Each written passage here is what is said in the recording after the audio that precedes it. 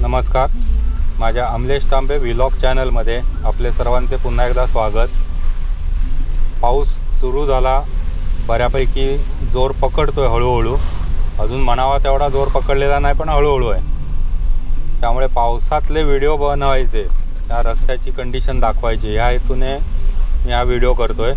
आपण बाव नदीपासून पुढे आलोय। बाव नदीपासून पुढच्या पट्ट्यामध्ये काय काम झालंय किंवा पावसामुळे कुठे काय प्रॉब्लेम्स झाले आहेत का, हे आता आपण बघणार आहोत। आपण आत्तापर्यंत जो सपोर्ट दिलात त्यामुळे 1000 सबस्क्रायबरचा टप्पा आपण पार केला। असाच सपोर्ट भविष्यातही मिळेल अशी आशा बाळगतो। माझे व्हिडिओ जर आपल्याला आवडत असतील तर नक्की लाईक करा, शेअर करा।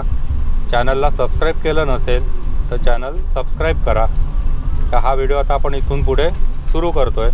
पूर्ण व्हिडिओ बघा, म्हणजे रस्त्याचे अपडेट्स तुम्हाला मिळतील। रस्त्यात कुठे काय धोके असतील तर मी नक्कीच सांगेन। बाव नदीतनं पुढे आलं की हा मधला जो पॅच आहे हा पहिल्यापासूनच खराब होता। आता पाऊस पडल्यावर आणखीन खराब झालेला आहे। त्या इथे थोडं गाडी सावकाश चालवा। उजव्या हाताचं लेनचं काम झालं आहे। क्युरिंगसाठी जी गोंडपाट टाकलेले आहेत ते अजून तसेच आहेत, पण क्युरिंग वगैरे माझ्या अंदाजानं झालेलं आहे। त्यामधला एक छोटासा पॅच त्यांनी सिमेंटचा करून ठेवला आहे। त्याचा उपयोग अर्थात काही नाही आहे, कारण पुढचं काम अजून काही झालेलं नाही। इथे पुढे अजून डोंगर फोडण्याचं काम सुरू आहे। हा अखंड डोंगर पुढपर्यंत फोडून काढायचा आहे। तर याच्यावरूनच तुम्ही लक्षात घ्या या रस्त्याला किती वर्ष अजून जाणार आहेत।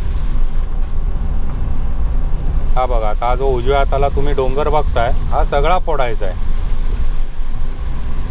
जोपर्यंत हा सगळा डोंगर साफ होत नाही तोपर्यंत इथलं रुंदीकरणाचं काम होणार नाही।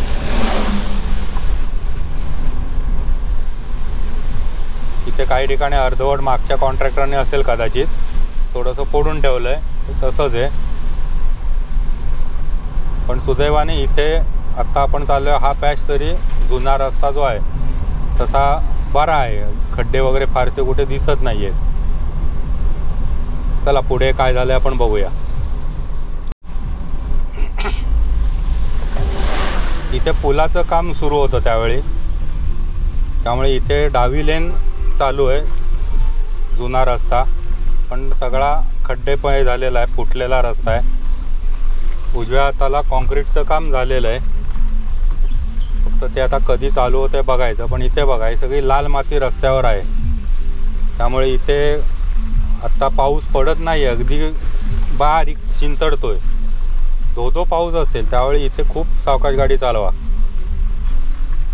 जे मोठे मोठे खड्डे आहेत आणि ते सगळे चिखलाने भरल्यानंतर काही कळत नाहीत, अजिबात दिसत नाही काही। त्या गाड्या सावकाश चालवा इथून। तर तो वरनं तिकडनं गेला, पण ते काय आता पुढचं बघायला लागेल।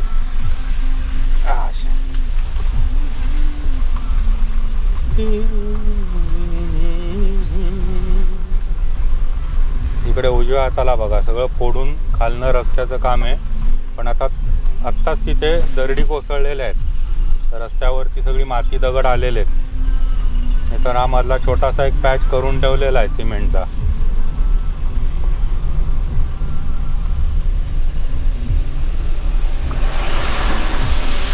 इथे रस्ता अरुंद आहे, समोरनं मोठं वाहन आलं तर तुम्हाला पटकन डावीकडे जायला काही स्कोप नाही आहे, कारण डावीकडे मातीचे ढिगारे आहेत। त्या गाडी सावकाश कंट्रोलमध्ये ठेवा।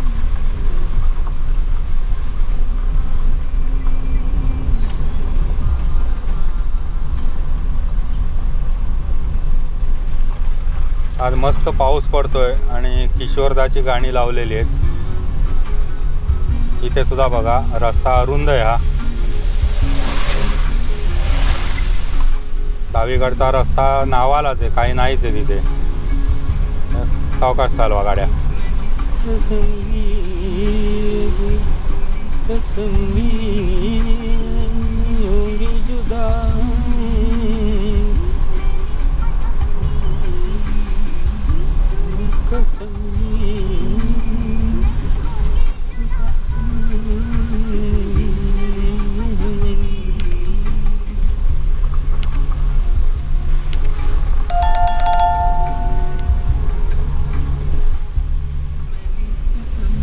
आता इथे नवीन लेन चालू आहे, तिथे आता आपण आलो आहे. थोडक्यात काय तर थोडी खुशी थोडा गम अशा टाईपचं हे काम आता आहे या पट्ट्यातलं. पण सगळ्यांना पुन्हा एकदा माझी विनंती आहे की गाड्या सावकाश चालवा. कारण हे जे रस्ते आहेत जिथे चांगला आहे तिथे प्रश्न नाही आहे, पण जिथे फुटके रस्ते आहेत तिथे खड्डे एवढे प्रचंड असतात आणि त्याच्यात पाणी साचलेलं असतं, समजत नाही आणि त्याच्यातच अपघात होतात. आपण स्पीडमध्ये जातो आणि ॲक्सिडेंट होतो. तर हा सुद्धा रस्ता आहे. उजव्या हाताचे डोंगर जरा नीट बघितलेत तुम्हाला व्हिडिओमध्ये दिसत असेल, अनेक ठिकाणी माती खाली आलेली आहे. आता मोठा जर ढिगारा असेल तर तो 100% रस्त्यावर येणार आहे. अजून तसे मोठे ढिगारे मला कुठे दिसले नाहीत. पण ही जी माती खाली आली आहे, ज्या वेळेला जोरात पाऊस येईल त्यावेळेला त्याचा चिखल बनेल आणि हीच माती सगळी रस्त्यावर येईल. त्यामुळे परत सांगतोय की या रस्त्यावर जरी नवीन लेन तुम्हाला दिसली तरी गाडी सावकाश चालवा. स्पीड घेऊन गाड्या चालवू नका. आता पावसात तर अजिबात रिस्क घेऊ नका. चला, आपलं आता चांगल्या रस्त्याचं सुख बहुतेक इथे संपलं आहे आणि इथून पुढे डायव्हर्जन दिसतंय.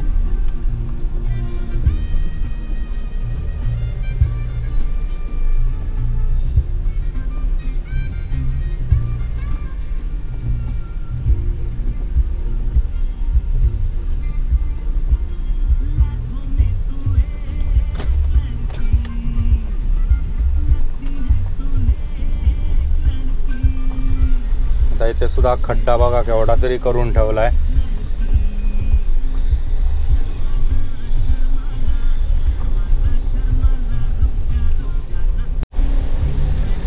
हा मधला आता खिंडीचा भाग, इथे सुद्धा अजून काहीही काम नाही आणि हे एवढ्यात होण्यातलं पण नाही. आणि हा सगळा डोंगर फोडायचा आहे.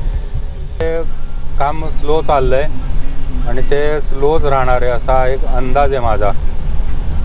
काही जादूच झाली आणि धबाधब डोंगर फोडायला घेतला, त्या डोंगर फोडला तरच कदाचित ते काम होईल. इथून आता डावीकडे एक रस्ता होतो, त्या रस्त्याने तुम्हाला गणपतीपुळ्याला जाता येतं. हा मध्ये पॅच आहे, खड्ड्याचा पॅच झालेला आहे. मोठे मोठे खड्डे आहेत. त्या अगदी ज्या छोट्या छोट्या गाड्या आहेत, उदाहरणार्थ जर आता पुढे जी गाडी चालली आहे, सेलेरिओ गाडी आहे, त्यांना तर खूप काळजी घ्यायला लागते अशा रस्त्यावर. कारण पुढचा खड्डा केवढा असेल तर काय कोणी बसून सांगू शकत नाही. मला तेवढं हलायला होतं इथे आत्ता.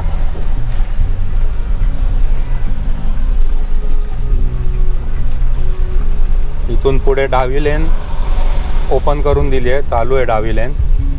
उजव्या लेनचं पण बहुतेक काम झालेलं आहे पण ती चालू नाही करून दिलेली.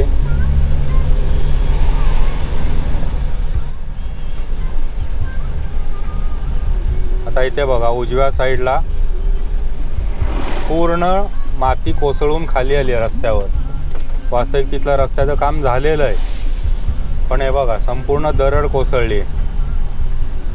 भविष्यात सुद्धा या पट्ट्यामध्ये गाड्या चालवताना म्हणजे जिथे असे डोंगर फोडून काढलेत, खूप काळजी घ्या. आणि हे सगळे माती कधी खाली येईल कोणीच सांगू शकत नाही. हे बऱ्यापैकी असे डेंजर स्पॉट झालेले आहेत. ओव्हरऑल आत्ता जर इथे तुम्ही बघितलं तर समोरचा निसर्ग बघा, कोकणाचं नैसर्गिक सौंदर्य. हा रस्ता ज्यावेळी पूर्ण होईल त्यावेळेला हे सगळं तुम्हाला मस्त एन्जॉय करत जाता येईल.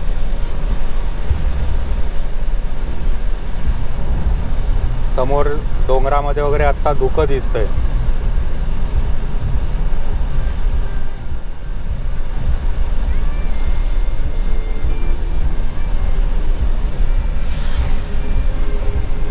मध्यंतरी एक असं चर्चा झाली होती आमची. मी एक पोस्ट टाकली होती की कोणाला जर अशी चांगली स्थळं माहिती असतील जिथे पर्यटन विकसित होऊ शकतं तर मला सांगा, आपण तिथले व्हिडिओ करू. 20-25% जणांनी नकारात्मक भूमिका घेतली. कशाला त्याची वाट लावताय, चांगलं आहे ते राहू द्या. त्यांचं म्हणणं बरोबर आहे, त्यांच्या दृष्टीने बरोबर आहे. पण माझं म्हणणं असं आहे की आपण हे जर नाही केलं तर बाहेरचा माणूस येऊन हे सगळं करतोय. आज कोकणामध्ये जर बघितलं तर परप्रांतातून आलेल्या लोकांनीच जमिनी घेतल्या आहेत. आम्ही आपल्या धडाधड जमिनी विकतोय आणि शहरात ब्लॉक घेऊन राहतोय. पण आमच्या जमिनी हे बाहेरची लोक येऊन घेऊन बसलेत आणि ते काय करतायत, तर ते सगळं ना कालांतराने सगळं झाडं बिडं साफ करून टाकतायत आणि तिथे प्लॉटिंग करून बंगल्यांचे प्रोजेक्ट किंवा हाऊसिंग प्रोजेक्ट वेगवेगळे असेच चालू करतायत. म्हणजे ते कुठेही सौंदर्य टिकवत नाही आहेत किंवा निसर्ग जो आपण म्हणतो तोही कुठे टिकवत नाही आहेत. मग हे जर आपण केलं, आपण नक्कीच करू शकतो. झाडं न तोडता निसर्ग आहे तसा अबाधित ठेवून तुम्ही सौंदर्य आणखीन चांगलं टिकवू शकता आणि त्यातनं तुम्ही उत्पन्नही मिळवू शकता.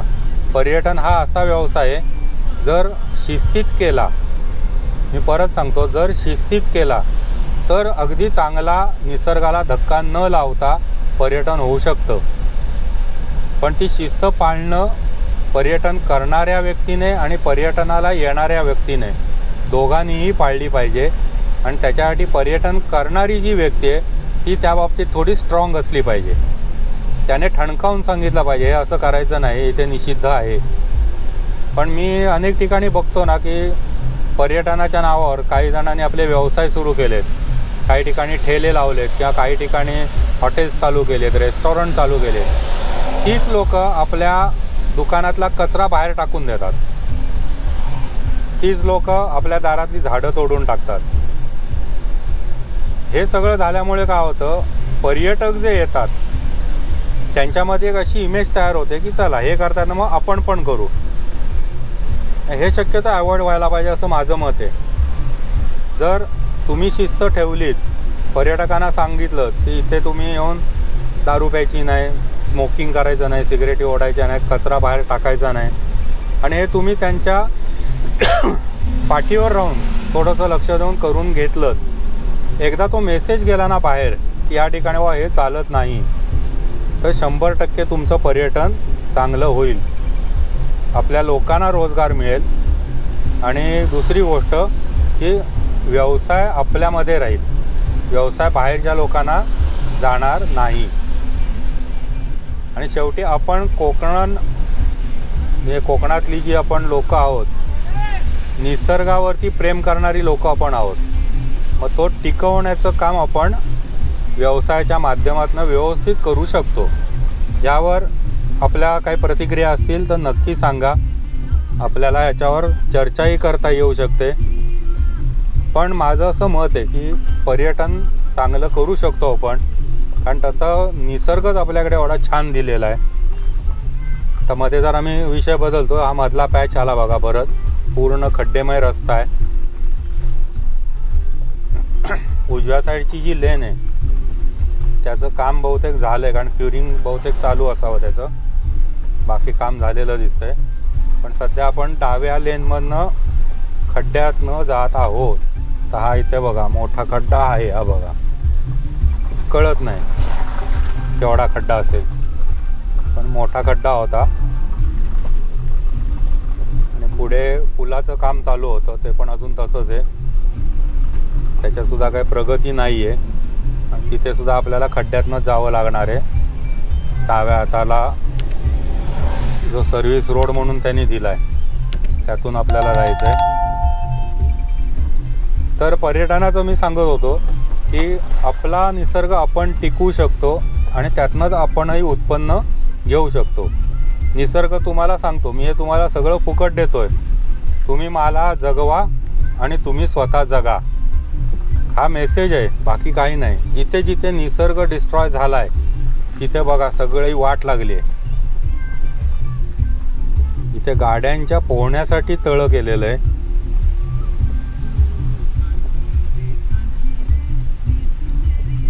त्यामुळे माझं असं मत आहे की पर्यटन नाहीच त्या नकोच, निसर्गाची वाटच लागणार आहे.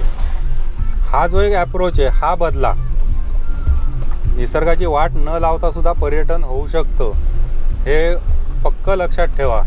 असे अनेक देश आहेत की ज्या ठिकाणी निसर्ग अबाधित ठेवून त्यांनी चांगलं पर्यटन डेव्हलप केलं आहे. इवन आपल्याकडे सुद्धा केरळ साईडला जर तुम्ही गेलात तर तिथे सुद्धा निसर्गाचा भरपूर वरदहस्त आहे आणि ते निसर्ग चांगला ठेवून चांगल्या पर्यटनाचा व्यवसाय तिथे होतोय. केरळमध्ये मी काही पूर्वी व्हिडिओ बघितलेत, त्याच्यावरून असं दिसतं की तिथली लोक काही बाबतीत काटेकोर आहेत. मग ते काही जणांना बोचरं वाटतं, पण तो जो काटेकोरपणा किंवा ती जी शिस्त आहे ती पाळतायत म्हणून आज त्यांचं सगळं व्यवस्थित चाललं आहे. तर आपणही तसंच एक नियम घालून घेतले पाहिजेत, आधी स्वतःला आणि दुसऱ्याला नियम लावता आले पाहिजेत. अनेक पर्यटन स्थळं आपल्याकडची मी बघतो की जिथे ओपनली सिगरेटी ओढत उभे असतात. स्वतःला तर त्यांना त्रास होतच असतो, पण बाकीच्यांना पण ते त्रास देत असतात. पण बाकीचे आलेले जे पर्यटक आहेत, एक जण कोण त्याच्या विरोधात बोलायला तयार होत नाही. वास्तविक सांगायला पाहिजे की हे पर्यटन स्थळ आहे, पब्लिक प्लेस आहे, इथे स्मोकिंग करायचं नाही. पण बोलतच नाहीत कोण, कारण कोणाला जबाबदाऱ्या नको आहेत. सगळ्यांना हक्क आणि सोयीसुविधा पाहिजेत, जबाबदारी नको कोणाला. असं एकंदरीत चित्र मी सगळीकडे बघतो.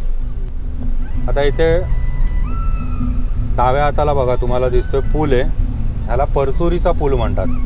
हा पूल ओलांडून पलीकडे गेलात की परचुरी हे गाव लागतं. तिथूनही तुम्ही रत्नागिरीला जाऊ शकता परचुरी मार्गे, तो पण रस्ता चांगला आहे. आणि ज्यांना रत्नागिरीत जायचं आहे ते इथूनच डायरेक्ट आत जाऊ शकतात, परचुरी मार्गे रत्नागिरी.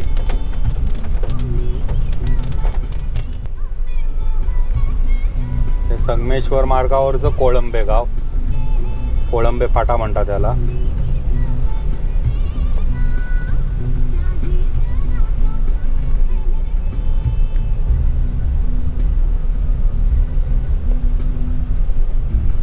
इथे नुसते डोंगर थोडे थोडे फोडून झालेत, बाकी काही प्रगती नाही.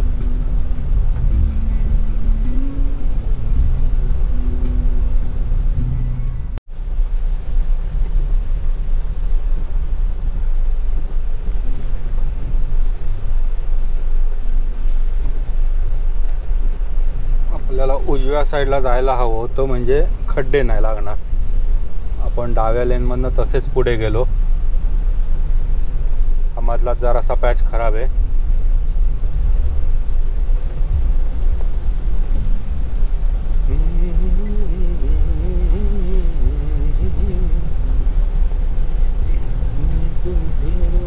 सीने से लगा दूंगा मुझको दिल में छुपा लूंगा.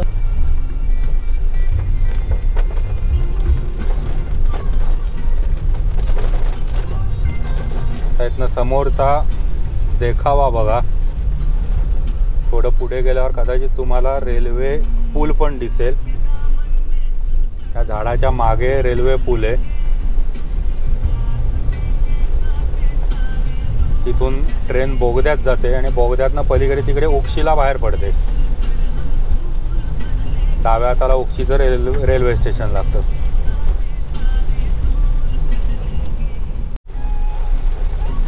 तर इथे बघा बऱ्याच ठिकाणी माती खाली आलेली आहे. ही एकच लेन चालू आहे आणि उजव्या बाजूला जो डोंगर आहे त्याची सगळी माती रस्त्यावर आलेली आहे. ते त्याचा आता ढिगारा त्यांनी बाजूला करून ठेवला आहे. पण तरी हे थोडंसं मोठ्या पावसात काळजी करण्यासारखं आहे, कारण कधी माती सटकेल आणि दगड माती खाली येईल तुम्ही सांगू शकत नाही. ह्या पट्ट्यामध्ये जरा गाड्या स्लो चालवा. इथे डाव्या हाताला आपल्याला आता नवीन रस्त्यावरून जुन्या रस्त्यावर परत आलो आहे. उजव्या रस्त्याला डोंगर फोडण्याचं काम सुरू आहे. इथे तुम्हाला बघता येईल सगळा काळा दगड आहे.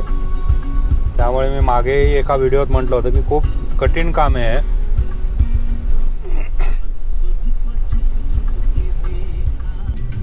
पन्ना की तमन्ना है कि हीरा मुझे मिल जाए, चाहे मेरी जान जाए चाहे मेरा दिल जाए.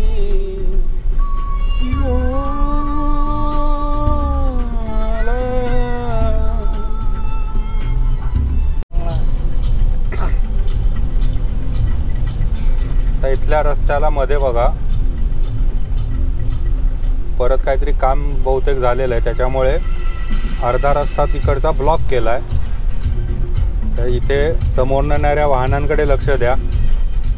इथे ह्या रस्त्याचं काहीतरी परत काम झालेलं दिसतंय, ज्या दरड तरी कोसळलेली आहे, त्याच्यामुळे अर्धाच रस्ता सुरू ठेवला आहे. संगमेश्वरच्या जवळ पण आलोय. संगमेश्वरच्या पुलाचं काम कुठपर्यंत झालं तेही आता आपल्याला बघता येईल. आणि हा व्हिडिओ आपण इथे संगमेश्वरला थांबवणार आहोत.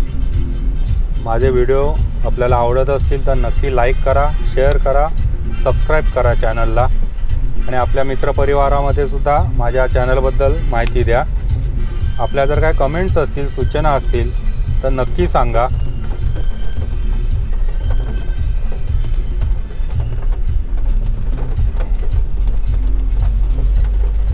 त्याने आधी आपल्याला थांबायला सांगितलं, नंतर आता पुढे जायला सांगितलं, का ते कळलं नाही. इथे आता पुलाचं काम सुरू आहे. संगमेश्वरचा पूल इथनं डाव्या हाताला आहे. सध्या आपण जुन्या पुलावरनंच जातोय. जुना पूल खूप अरुंद आहे आणि इथून उजव्या हाताला देवरुखचा रस्ता आहे. तर त्या रस्त्याने ज्यांना गोवा साईडला जायचं आहे त्यांना जाता येईल, त्याचाही व्हिडिओ मी बनवणार आहे. तर आपण माझे व्हिडिओ बघताय, सपोर्ट करताय त्याबद्दल धन्यवाद. हा व्हिडिओ मी आज इथेच थांबवतो. पुन्हा भेटू.